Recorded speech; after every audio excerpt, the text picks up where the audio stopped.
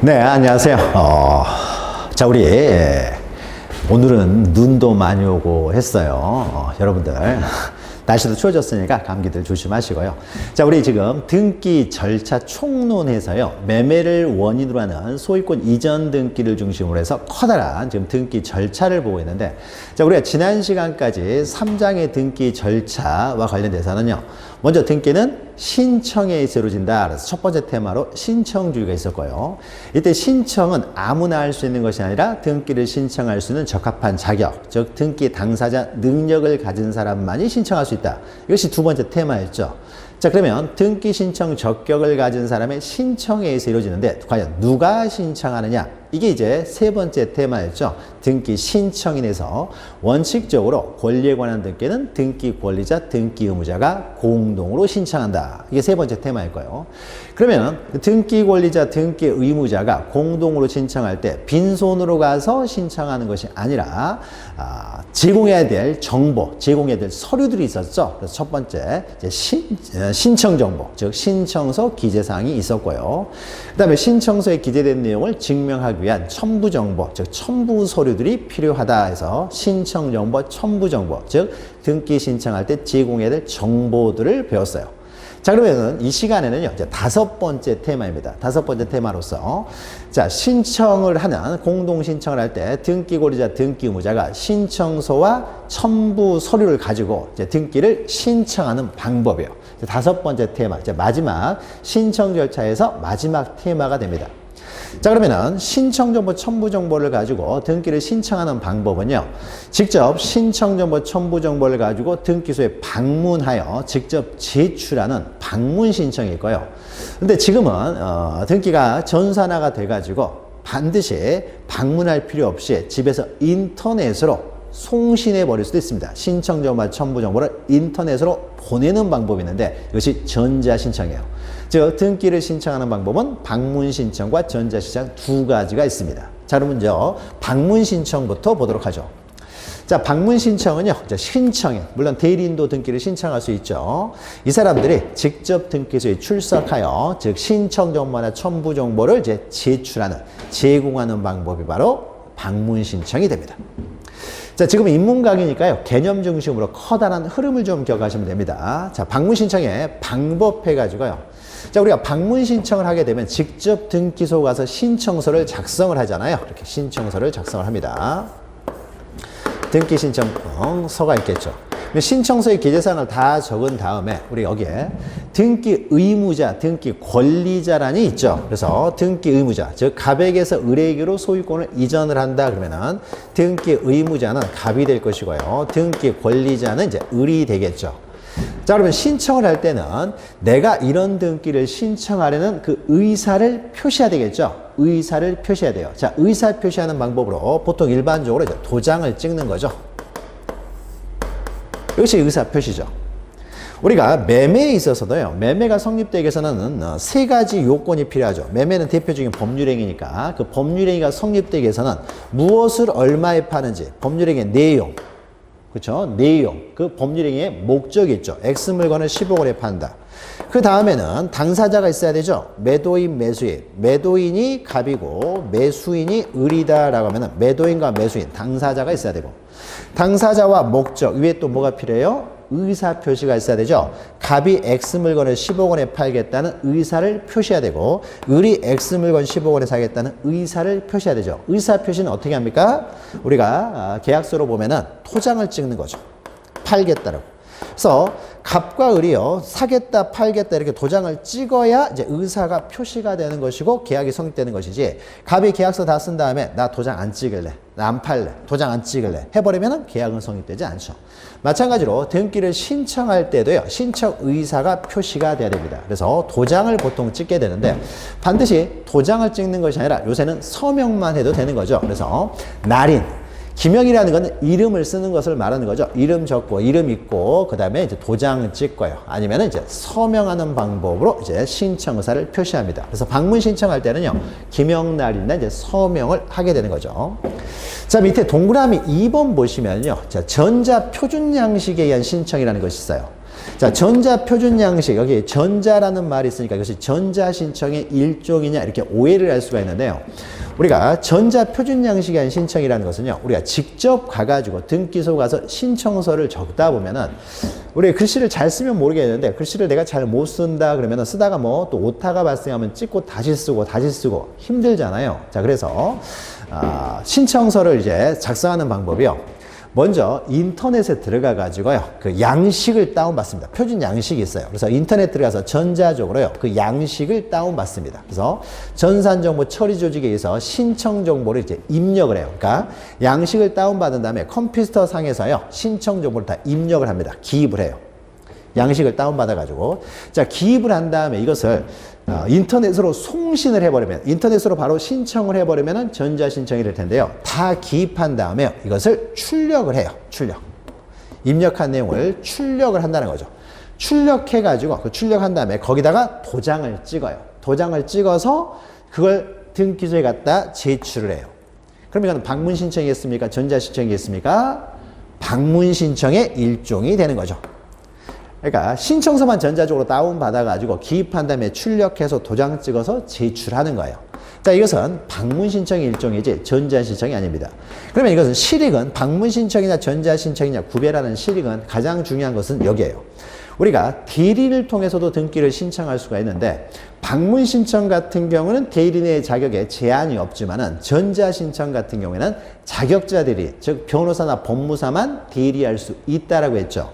자, 그러면 전자표준 양식에 한 신청은 방문신청의 일종이기 때문에 대리인의 자격에 제한이 없어요. 따라서 변호사나 법무사가 아닌 자, 즉 자격자 대리인이 아닌 자도 대리할 수가 있다라는 점이죠. 여기 이제 실익이 있는 것입니다.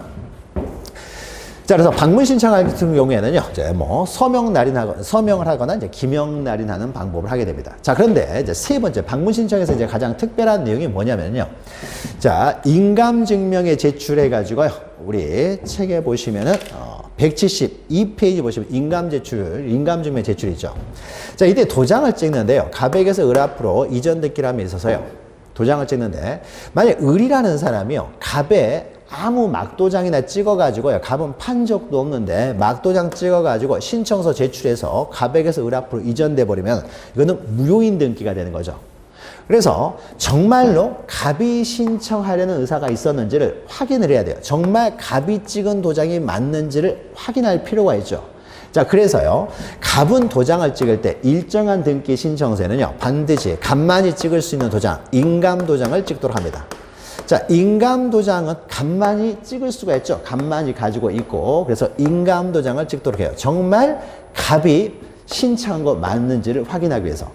그러면 신청서에 인감 도장을 찍었으면 이 도장이 인감 도장이라는 걸 증명하는 서류가 함께 들어가야 되겠죠. 그래서 인감증명서를 함께 제공을 합니다.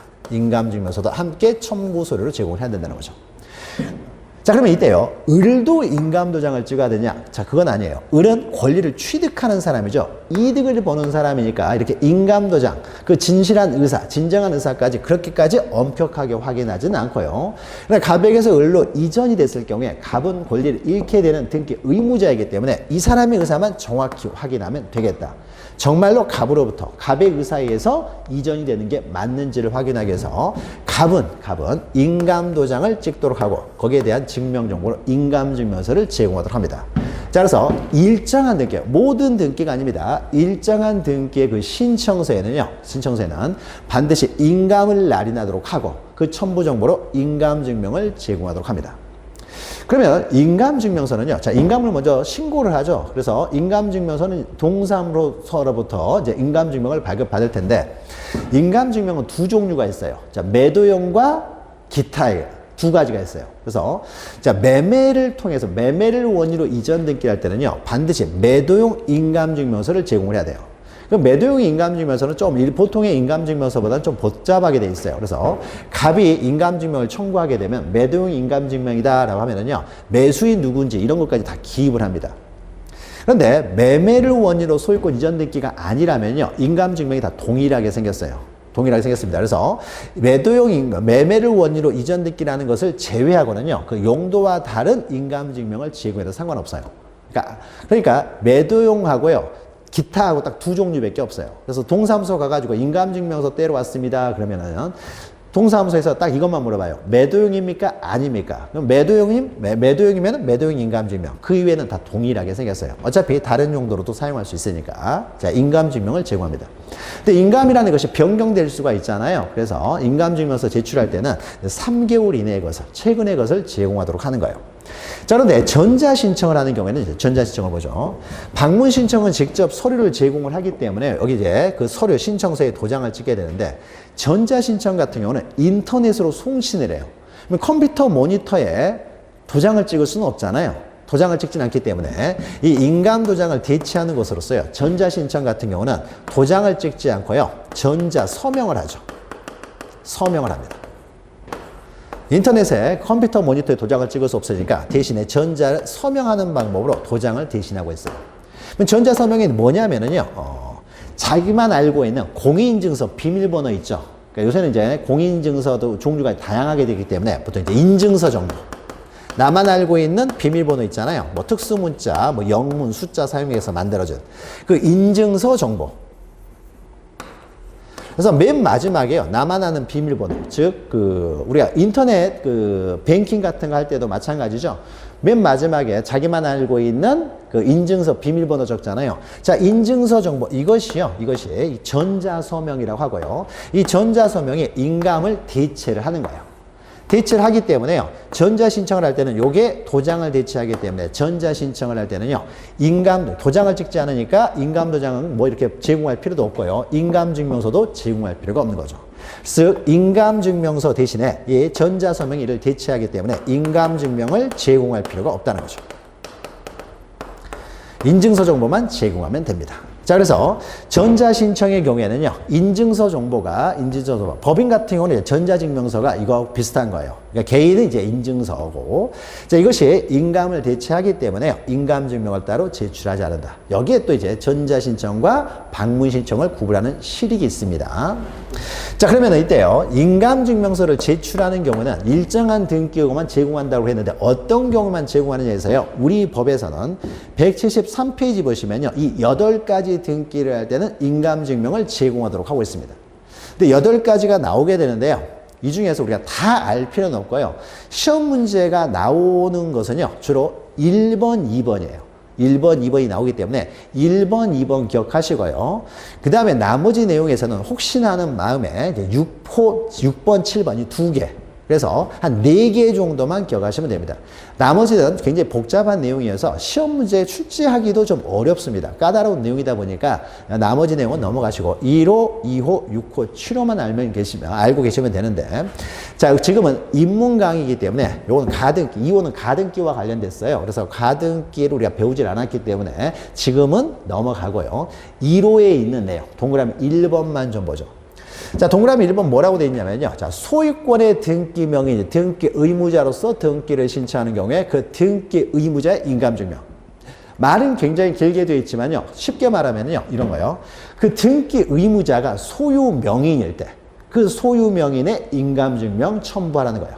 그러니까 등기 명의인, 그러니까 등기 의무자를 먼저 찾고요. 그 등기 의무자가 소유 명의라면 그 소유 명의인의 인감증명, 등기 의무자의 인감증명 제공하라는 거예요. 자, 예를 들면은요, 이런 거죠. 만약에 가백에서 을 앞으로 소유권 이전 등기랍니다. 가백에서 을 앞으로. 자, 가백에서 을 앞으로 소유권 이전 등기를 할 때는 등기 의무자가 누구예요? 갑이 되죠. 근데 갑이 현재 소유 명의인이죠. 이 사람이 진정한 소유자냐 아니냐 이건 따지질 않아요. 우리 등기는 그 등기 기록 형식적으로만 봅니다. 그래서 지금 형식적으로 이 사람이 등기 의무자고 근데 이 사람이 소유 명의인이에요. 그러면 이때 갑의 인감증명 가져오라는 거예요. 을은 등기 권리자이기 때문에 인감증명이 필요 없습니다. 그래서 소유권 이전 등기할 때 갑의 인감증명 가져오라는 거예요. 근데 만약에요, 갑에게서 을에게로 이전 등기가 돼 있어요. 되어 있는 상태에서 이 의뢰 등기가 무효여가지고 의뢰 등기를 말소를 합니다. 자, 의뢰 등기를 말소할 때는 누가 등기 의무자예요? 이때는 을이 등기 의무자가 되고 갑이 등기 권리자가 되죠. 다시 갑 앞으로 등기가 회복되기 때문에 갑이 등기 권리자, 을은 등기 의무자가 되는 것이죠. 등기 의무자가 돼요. 그러면 이때 등기 의무자는 을인데, 자, 을이 소유 명의인입니까? 소유 명의이죠. 이 사람이 진정한 권리자냐 아니를 따지는 게 아니에요. 등기 기록상 이 사람이 소유 명의이잖아요. 그래서 소유권 이전 등기를 한 이후에 의뢰 등기를 말소할 때는요, 의뢰 인감증명을 가져오라는 거예요. 그래서 우리는 누가 지금 등기 의무자인지를 먼저 보고요. 그 사람가 소유 명의이면 그 사람의 인감증명 가져오라고 하는 거예요. 그러면 우리가 좀 더 다르게 또 갑이 소유자인 상태에서요, A 앞으로요 저당권을 설정을 합니다. 그럼 저당권 설정을 할 때는 누가 등기 의무자예요? 갑이 등기 의무자죠. A는 등기 권리자가 되고. 그래서 우리는 먼저 등기 의무자를 찾아요. 근데 등기 의무자를 봤던 이 사람이 소유 명인이네요. 소유 명의니까 저당권 설정할 때 등기 의무자 소유 명의인 갑의 인감증명 가져오면 돼요. A 건 가져올 필요 없어요. 자, 그런데 나중에 갑이 A한테요, 채권을 모두 변제를 해서, 채무를 모두 변제해서 이 등기를 말소를 합니다. 저당권. 자, 저당권을 말소할 때는 누가 등기 의무자예요? 말소를 하니까 이때는 A가 등기 의무자가 될 것이고, 거꾸로 갑이 등기 권리자가 되겠죠. 그러면 등기 의무자가 A인데 A는 소유 명인입니까? A는 소유 명인이 아니죠. 저당권의 등기 명인이지 소유 명인이 아니죠. 따라서 이때는 A의 인감증명이 필요가 없어요. 그래서 이론은 간단합니다. 먼저 등기 의무자를 누군지 의무자를 먼저 확인한 다음에 그 등기 의무자가 소유 명인이면은 등기부상 소유 명인이면은 그 사람의 인감증명은 가져와라 라는 거예요.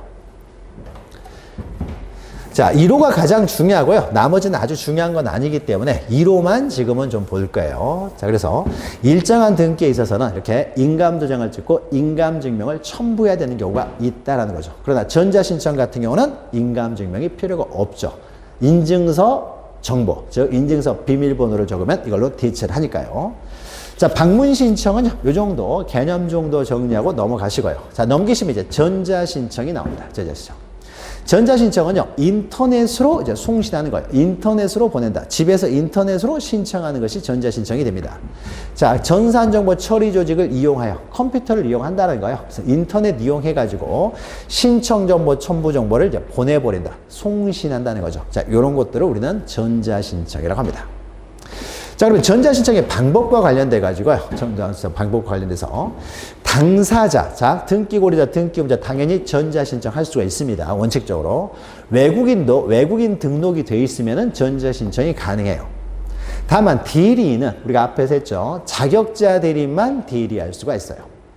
자, 그러면 일반적으로 우리가 등기를 신청할 수 있는 적합한 자격, 당사자 능력은 자연인, 법인, 법인 아닌 사단, 법인 아닌 재단인데요. 자연인은요, 우리 자연인은 인증서 정보가 있잖아요. 인증서 정보가 있죠. 그래서 인증서 정보가 도장을 대신한다라고 했죠. 인증서 정보가 있으니까 전자신청을 할 수 있습니다. 자, 법인도요, 자연인, 우리 사람들에 대한 인증서 정보하고 비슷한 내용으로 전자증명서라는 게 있어요. 그 전자증명서가 있기 때문에 이걸 가지고 전자신청을 할 수 있습니다. 자, 그런데 법인 아닌 사단, 법인 아닌 재단, 여기는요, 법인화가 안 돼가지고요, 전자증명서 발급이 안 돼요. 다시 말해서 인증서가 없다라는 거죠. 자, 인증서가 없으니까 인증서를 가지고 우리가 신청 의사를 확인해야 되는데 인증서가 없으니까 전자신청을 못 합니다. 그러니까 법인 아닌 사단, 법인 아닌 재단은요, 방문 신청만 가능해요. 그래서 요거 굉장히 중요합니다. 법인 아닌 사단, 법인 아닌 재단은 인증서가 없어서 전자신청은 할 수가 없고 방문 신청만 가능하다라는 거죠. 자, 이 정도 보시고요. 4번 정도 보죠. 그 다음에는 자, 그러면 전자신청할 때는요, 신청 정보와 첨부 정보를 이제 송신을 하겠죠. 보낼 것이고요. 또 보내는 게요, 인증서 정보죠. 맨 마지막에 전자서명 하잖아요. 인증서 정보가 함께 송시되겠죠. 법인 같은 경우는 이제 전자가 증명서. 그래서 그 전자서명 정보가 이제 송시되겠죠. 그 다음에 또 송신이 돼야 되는 게 뭐냐면요. 우리가 인터넷으로 등기를 신청하려면 인터넷 등기소에 이제 들어가는 거예요. 그럼 인터넷 등기소 들어가서요, 로그인부터 해야 되겠죠. 로그인하고 전자신청하는 것이지 로그인도 안 하고 전자신청하지는 않습니다. 그럼 로그인 하려면 뭐가 필요해요? 아이디가 있어야 되겠죠. 아이디, 다시 말해서 사용자 등록 정보. 아이디를 우리는 사용자 등록 정보라고 합니다. 사용자 등록 정보. 그래서 아이디가 있어야 전자신청을 하는 거예요. 그래서 우리가 신청을 하게 되면은 아이디도 송신이 돼요. 그래서 누가 신청했는지 그 아이디도 함께 송신이 됩니다. 사용자 등록 정보, 이게 사용자 등록 번호 이렇게도 표현하는데 사용자 등록 번호도 함께 송신이 됩니다. 그러니까 전자신청 같은 경우는 인감증명은 제공하지 않죠. 인감증명은 제공하지 않지만은 대신에 사용자 등록 정보, 그 아이디와 도장 대신에 우리가 기록하는 전자서명 정보인 인증서 정보가 이제 함께 송신이 돼요. 그래서 네 가지가 송신이 되는 거죠. 그럼 이때 우리가 사용자 등록 정보가 송신이 되기 때문에 우리가 전자신청을 하기 위해서는 아이디, 먼저 사용자 등록부터 돼야 되겠네요. 아이디가 있어야 전자신청을 하니까 아이디를 발급받기 위해서요. 먼저 사용자 등록부터 해야 돼요. 그래서 전자신청에 있어서의 이제 중요한 내용은 이제 사용자 등록입니다. 사용자 등록. 우리가 방문 신청에 있어서는 특징이 전자신청과 다르게 이제 인감증명을 제공해야 되는 경우가 있다면은 전자신청에 있어서는 전자신청을 하기 위해서는 아이디가 있어야 되기 때문에 먼저 사용자 등록을 해야 돼요. 다시 말해서 전자신청을 하기 위해서는요, 미리 사용자 등록을 해야 돼요. 아이디가 있어야 되니까 사용자 등록을 해야 된다. 즉, 최초의 등기 신청하기 전에요. 전자신청을 하기 전에 미리 사용자 등록이 돼 있어야 된다. 요거 좀 기억하시면 되고요. 자, 그러면은 사용자 등록은 어떻게 하냐면요. 직접 등기소에는 한 번은 가야 돼요. 그러니까 전자신청을 하기 위해서도 한 번은 등기소에 가서요. 먼저 사용자 등록을 해야 됩니다. 등기소에 가서 사용자 등록을 해야 돼요. 그러면 등기소에 가서 등기소에 이제 출석을 해서요. 출석을 해서 사용자 등록을 하기 위해서는 사용자 등록 신청서를 작성합니다. 그래서 전자신청을 하기 전에 미리 등기소에 가가지고 저는 저 앞으로 이제 전자신청을 하고자 하니까 아이디를 좀 발급해 주세요 라고 하는 거예요. 그래서 사용자 등록 신청서를 작성합니다.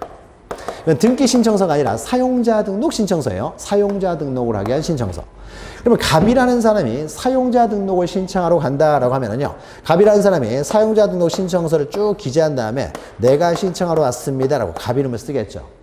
이때 갑 이름을 쓸 때는 우리가 관공서 가서 어떤 신청서를 작성할 때는 이 사람이 맞는지를 확인하기 위해서요, 이 사람의 성명, 주소, 주민등록번호를 함께 기록을 하죠. 성명, 주소, 주민등록번호.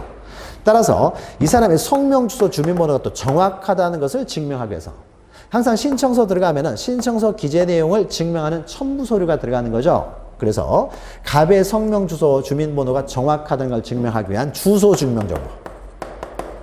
주소 증명정보 그러면 뭘 말해요? 주민등록등본이죠. 주민등록등본을 가져가고요. 자, 그 다음에 또 문제는 갑이 아닌 사람이 갑의 주민번호 이런 걸 알아가지고 갑 이름으로 신청해서 갑 이름으로 아이디 발급받으면은 갑도 모르는 사이에 갑의 물건 다 처분해버리는 문제가 생기겠죠. 그래서 다시 또 한번 갑이 정말 신청한 건 맞는지를 다시 한번 확인하기 위해서요, 갑에 여기 도장을 찍습니다. 신청 의사를 표시한다는 거죠. 도장을 찍게 되는데 이것이 정말 갑이 신청한 건 맞는지를 확인하기 위해서 갑은 여기에 인감도장을 찍어야 돼요. 인감도장을 찍어야 되기 때문에요, 이게 인감도장이라는 걸 증명하기 위한 인감증명서가 또 함께 첨부돼야 되겠죠. 그래서 사용자 등록 신청하러 갈 때는 두 개의 서류를 가져갑니다. 인감증명서와 주소증명서면, 주소증명정보가 바로 주민등록등본이 되겠죠. 이 두 개를 가지고 가서 사용자 등록 신청하는 거예요. 그러니까 전자신청을 하는 사람도요, 인감은 있는 거죠. 인감은 있어요. 사용자 등록 신청을 하기 위해서는 인감이 있어야 되는 거죠. 그리고 사용자 등록 신청을 통해서 아이디를 발급받았어요. 발급받았으면은 이제 아이디를 가지고요, 집에 와서 전자신청을 할 수가 있는 거죠. 그럼 집에 와서 이제 전자신청을 구체적으로 등기를 신청할 때는 그때는 인감증명을 또 제공할 필요는 없죠. 전자서명이 이를 대체를 하니까. 그리고 신청에 있어서 이렇게 사용자 등록이 이미 돼 있으면요, 이 사람은 뭐 등기 신청할 때마다 사용자 등록 아이디 발급받는 건 아니겠죠. 아이디가 한 번 있으면 그걸 가지고 이제 계속적으로 전자신청을 할 수 있습니다. 근데 전자신청을 할 때 아이디의 유효기간, 사용자 등록의 유효기간은 3년이기 때문에요, 3년 동안은 집에서 계속 이제 전자신청을 할 수 있고, 3년이 가까워지면요, 연장이 또 가능해요. 연장이 가능하기 때문에 연장해가지고 계속 전자신청을 할 수 있습니다. 즉, 전자신청을 할 때, 등기를 신청할 때는 인감증명을 제공할 필요는 없지만은 전자신청을 하기 위해서 미리 사용자 등록을 할 때, 사용자 등록, 아이디를 발급받기 위해서는 그때는 이제 인감증명서 들고 가서 이제 사용자 등록을 신청을 한다는 것이죠.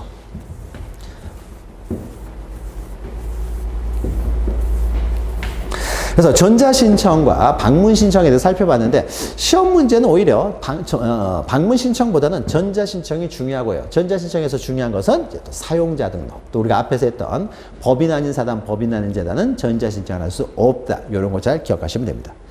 자, 여기까지 하게 되면은요, 여기까지 하면은 신청하는 방법까지 모두 끝났죠. 자, 넘기시면요, 이제 176페이지 보시면은 등기 신청 절차가 나옵니다. 자, 그러면은 우리가 등기는요, 기본적으로 신청 절차하고 이제 등기 실행 절차로 나누는데, 갑과 을이 매매를 원인으로 소유권 이전 등기를 함에 있어서요, 갑에게서 을에로 소유권 이전 등기를 할 때, 일단 갑과 을이 신청 정보, 첨부 정보를 가지고요, 방문 신청을 하든지, 직접 가서 제출하든지, 아니면 전자 신청을 통해서 송신을 하게 되면은 갑과 을이 할 내용은 모두 끝나게 되는 거죠. 갑과 을이 할 내용은 다 끝나게 되고, 그러면 이제 그 다음부터는 등기관이 등장해서 등기를 이제 실행을 하게 됩니다. 그래서 등기 실행 절차가 나오는 거죠.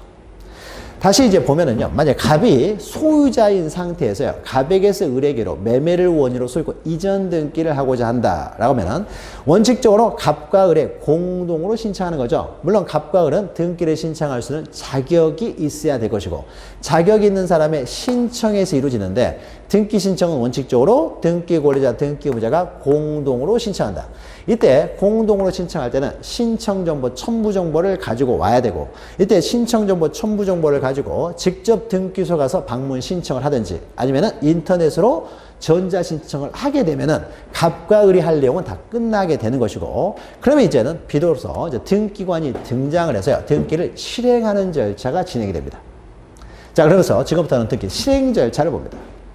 자, 갑과 을이 공동 신청을 해요. 방문 신청을 한다고 예를 들어보죠. 그럼 방문 신청을 하게 되면요, 와서 신청서 제출하게 되면은 등기소에서 가장 먼저 하는 것은요, 먼저 접수를 합니다. 접수. 자, 접수라고 하는 것은요, 우리가 신청서를 갖다 주면은요, 등기는 지금 다 전산화가 되어 있기 때문에 그 1층에 전산 직원들이 있어요. 그 직원들이요, 신청서에 기재된 내용들을요, 컴퓨터에다 입력을 합니다. 입력을 해요. 그래서 입력이 다 끝나면은 저장이 되고요. 그럼 저장이 된 때 이제 접수된 걸로 봅니다. 그러니까 컴퓨터에다 저장이 되면 그때 접수된 걸로 취급해요. 그러니까 저장 시가 접수가 되는 거죠. 그래서 우리가 신청을 하고요, 신청서만 갖다 내고 바로 오는 게 아니에요. 바로 오질 않고 접수가 다 끝나게 되면, 저장이 다 끝나서 이제 접수가 되면은 그 접수증 받아가지고 집에 오는 거예요. 만약에 전자신청을 했을 때는요, 자동적으로 저장이 돼버리겠죠. 입력하는 과정이 필요 없잖아요. 인터넷으로 보내버리니까. 그래서 저장이 됨과 동시에 바로 이제 접수증이 발급이 됩니다. 그럼 접수가 돼요. 그럼 접수가 되면은 거기서 끝나는 것이 아니라, 접수된 다음에 이제 심사를 해요. 접수가 된 상태에서 심사를 합니다. 신청서 제대로 기재되어 있는지, 자, 신청정보, 첨부정보 일치하고 있는지, 첨부정보 제대로 들어왔는지, 이런 서류 심사를 하게 돼요. 서류적인 심사만 하기 때문에 이걸 형식적 심사라고 해요. 즉, 갑과 을 사이에 매매를 원인으로 소유권 이전 등기를 하는데, 그 매매가 유효냐 무효냐 이런 걸 심사할 권한은 없어요. 자, 매매가 유효냐 무효냐가 만약에 매도인 매수인 사이에, 등기 의무자, 등기 권리자 사이에 다툼이 있으면은 매매 유무효는 법원에서만 판단할 수 있지, 등기관이 판사는 아니기 때문에 등기관이 판단할 수는 없습니다. 그래서 등기관은요, 서류적인 하자만 없으면요, 다 통과가 돼요. 그러니까 서류 심사만 한다. 이걸 절차적 심사 또는 형식적 심사라고 해요. 서류 심사를 합니다. 그래서 등기 기록하고 신청 정보, 첨부 정보가 서로 들어올 거 다 들어와서 일치하고 있는지 요것만 심사를 합니다. 다만 심사하는 과정에서요, 빠진 내용이 있을 수도 있죠. 그럼 빠진 내용이 있을 때는요, 보완하여 정정하라고 명할 수도 있어요. 그러니까 보완하여 정정하라, 보정을 명할 수도 있습니다. 그래서 뭐 주민등록 등본이 안 들어왔다든지 필요한 서류가 안 들어오면은 정정을 명할 수가 있어요. 그럼 정정을 명을 받게 되면은요, 바로 그날 정정을 해야 되는 건 아니고요, 다음 날까지만 정정을 하면 됩니다. 다음 날까지만 정정하면 충분해요. 다음 날까지만 정정을 하게 되면요, 등기를 실행해 줘요. 근데 다음 날까지도 정정을 안 해요. 정정을 안 하면은 서류에 하자가 있기 때문에 등기 실행을 해줄 수가 없죠. 그럴 때는 실행을 거부하게 되고, 이런 실행을 거부하는 것을 각하라고 합니다. 각하. 자, 그러면은 형식적 심사에 이렇게 서류 심사를 거치는데, 서류 심사를 만약에 통과를 해요. 또 빠진 내용이 있다고 하더라도 다음 날까지 보정을 하게 되면요, 그때는 실행을 합니다. 심사를 통과한 거죠. 우리가 실행이라는 것은 등기부에 이렇게 기록하는 것을 실행이라고 해요. 실행. 등기부에 이제 기록을 하는 거죠. 근데 만약에 심사를 통과를 못했어요. 보정할 수도 없어요. 애초에 이거는 할 수가 없는 어떤 등기 신청이 들어왔어요. 그러면은 실행을 당연히 거부해야 되겠죠. 기록을 거부해야 되겠죠. 자, 기록을 거부하는 것, 즉 절차 위반이 있어가지고 위반이 있어서 실행을 거부하는 것을 우리는 각하라고 합니다. 각하. 물론 또 다음날까지 보정을 안 해도 실행해 줄 수가 없죠. 절차를 위반했어요. 이런 절차를 위반하게 되면 이때는 등기 실행을 거부하는 각하를 하게 됩니다. 각하. 자, 그런데 각하 사유가 없어요. 각하 사유가 없으면 이제 실행을 하게 되겠죠. 그래서 실행, 즉 등기부의 기록이 모두 끝나면은, 기록이 다 끝나면은 등기가 완료가 됩니다. 실행이 다 끝나면 완료가 돼요.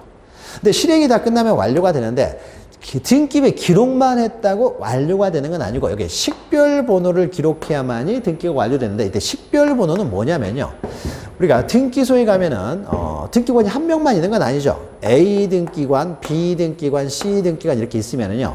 여기에요. A 등기관 앞에 이제 컴퓨터가 있겠죠. 각자 자기 컴퓨터.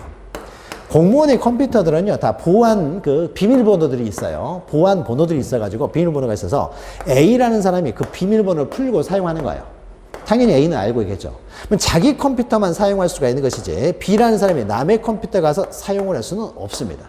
다 보안이 걸려 있어요. 비밀번호가 있어가지고 그 사람만 사용할 수 있는 컴퓨터예요.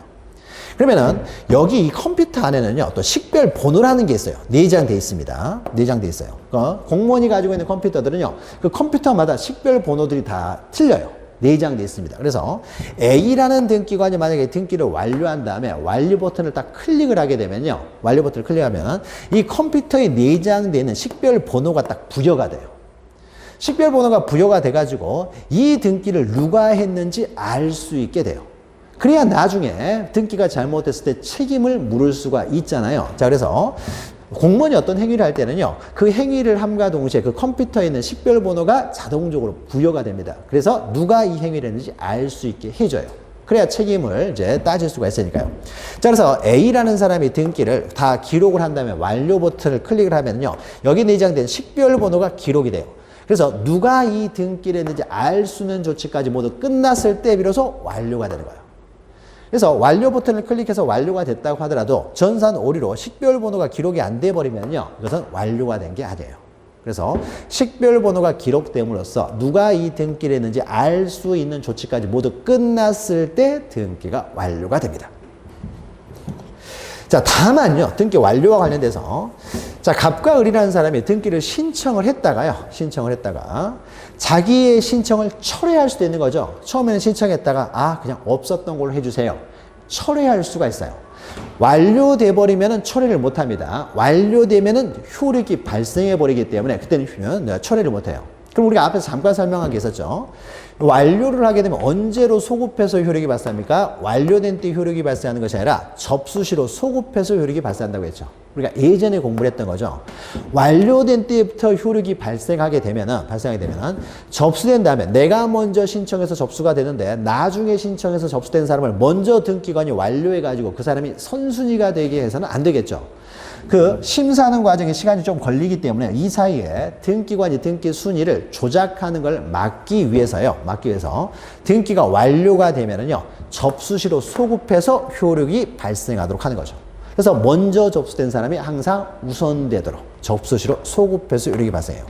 다만 이때 접수시로 소급한다는 것은요, 완료를 전제로 해서 접수시로 소급하는 것이지 아직 등기가 완료되기 전이라면요, 아직 효력은 발생하지 않아요. 발생하지 않다가 완료를 전제로 해서 접수시로 소급을 해요. 그럼 아직 완료가 되지 않아서 아직 효력이 발생하기 전에 효력 발생을 저지시키는 것을 철회라고 하죠. 그래서 신청한 사람은 효력이 발생하기 전에 효력 발생을 저지하는 철회를 할 수 있는데 이것을 취하라고 합니다. 완료돼서 효력이 발생해버리면 더 이상 철회, 즉 취하를 할 수 없고 완료되기 전까지만 이제 취하를 할 수가 있어요. 자, 그러면은 취하도 하지 않고 각하도 되지 않은 상태에서 완료가 됐어요. 자, 완료가 됐다는 건 이런 의미가 되겠죠. 갑이 소유자인 상태에서 을 앞으로 등기가 이제 완료가 됐다는 거죠. 그러면 을이 결국 소유권을 취득하게 되고 소유권을 취득하면 그 취득하는 시기는 접수시부터 소유권을 취득해요. 따라서 우리 등기 기록에는 완료일자를 적는 것이 아니라 접수일자를 적었죠. 자, 그러면 등기가 완료되면 거기서 또 끝나느냐? 그건 아니에요. 우리가 지적법을 할 때도요, 지적정리, 토지 이동에 따른 지적정리를 하면은 지적정리가 되면서 바로 절차가 끝나는 것이 아니라 그 지적정리 후에 절차가 나오죠. 자, 등기부와의 일치를 위해서 등기관서에 어떻습니까? 등기 촉탁을 하죠. 그래서 등기 촉탁 절차가 있고 또 지적 정리의 결과를 그 소유자 등에게 통지까지 해야 모든 절차가 끝나잖아요. 마찬가지로 등기가 완료됐다고 해서 바로 등기 절차가 끝나는 것이 아니라 완료 후의 절차가 나옵니다. 완료 후에. 완료의 절차는 두 가지가 있는데요. 새로 이제 을이라는 사람이 권리자가 됐으니까 뭘 어떻게 해야 돼요? 을한테 새로운 권리증을 제공해 줘야 되겠죠.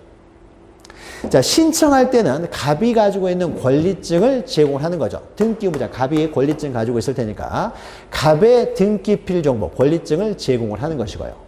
그리고 을 앞으로 등기가 완료됐으니까 을한테 이제 새로운 등기필 정보, 권리증을 작성 통지해 줘야 되겠죠. 그래서 완료의 절차로서요, 새로운 권리자 을에게 등기필 정보를 작성 통지해 줍니다. 그래야 을이라는 사람이 이 권리증, 등기필 정보를 가지고 처분할 수가 있게 될 테니까요.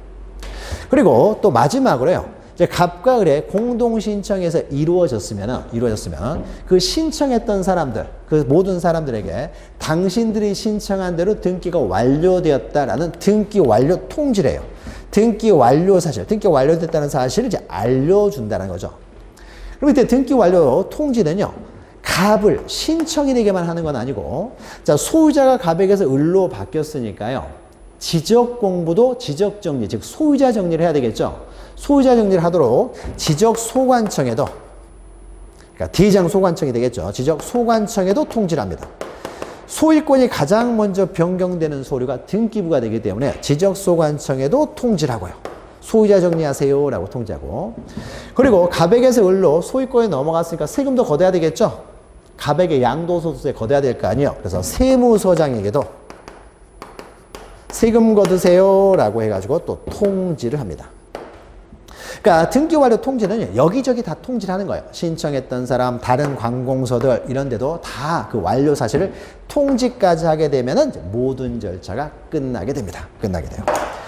자, 그러면은 우리 제6절 등기 실행 절차에서는 바로 요 내용들을 다룹니다. 요 내용들을 다루는데요. 이 중에서 시험 문제가 가장 많이 나오는 부분, 거의 매년 나오는 굉장히 중요한 부분으로는요, 각하예요, 각하. 각하는 신청인들에게 가장 불이익한 처분이 되는 것이죠. 등기를 안 해준다는 것이니까. 그래서 각하를 함부로 하지 못하도록 하고 있고요. 그 각하에서 거의 매년 시험 문제가 나오고요. 나머지는 시험 문제가 잘 나오진 않습니다. 그리고 또 이제 가끔 나오는 것이 바로 등기필 정보의 작성 통지예요. 그래서 한 2개 정도가 잘 나오기 때문에 우리는 지금 인문강에서는 이 2개를 중심으로 보고 나머지는 그냥 가볍게 보시면 돼요. 자, 우리 책을 통해서 확인하면은요, 이제 큰 흐름만 좀 보죠. 176페이지 보시면요, 등기 신청 들어오게 되면 가장 먼저 접수를 하죠. 접수를 하고요. 그래서 양가로 3번에 있죠. 저장이 된 때 접수된 것으로 본다. 그럼 접수가 되면 그 다음에 심사를 하죠. 심사는 형식적 심사만 한다고 했어요. 그래서 형식적 심사는 어떻게 하느냐? 거기 양가로 1번, 동그라미 1에 두 번째 줄 보시면은 오직 신청 정보, 즉 신청서, 첨부 서류, 첨부 정보, 그리고 등기 기록 이 세 가지가 또 맞아 떨어지느냐, 일치하느냐 이런 서류만 심사를 합니다. 서류만 심사예요. 그래서 형식적 심사를 하고요. 밑에는요, 동그라미 2번은 이제 심사의 기준 시간이 있는데요. 자, 접수된 이후에도요, 빠진 내용이 있다라고 하더라도 보정을 하면 등기를 실행을 하잖아요. 실행을 하기 때문에 심사는 그 실행시를 기준으로 심사를 합니다. 그래서 실행시를 기준으로 해서 등기 요건은, 신청 요건이 모두 만족이 되면은 기록을 하는 것이고요. 기록을 하는 것이고, 만약에 이 실행시를 기준으로 해가지고, 만약에 아직까지도 보정이 안 돼가지고 절차가 위반됐으면은 각하를 하는 것이죠. 그래서 접수시를 기준으로 하는 것이 아니라 실행시를 기준으로 해서 만약에 절차 위반이 더 이상 없어졌다라고 하면은 등기를 실행하게 됩니다. 다만 양가로 2번 보시면 빠진 내용이 있으면 이제 보정을 명할 수가 있는 거죠. 그래서 다음 날까지 보정을 하면은 등기를 실행한다 정도만 보시고요. 그리고 오른쪽에 3번은 취하가 있죠. 자, 신청했던 것도 완료화되기 전까지는 취하, 철회를 할 수가 있다는 거죠. 그래서 동그라미 1번 보시면요. 자, 신청했던 것을 철회할 수가 있는데 언제까지만 가능해요? 양가로 3번에 있죠. 시기해가지고 등기를 마치기 전까지, 완료 전까지만 철회할 수가 있다는 거죠. 완료되기 전까지만.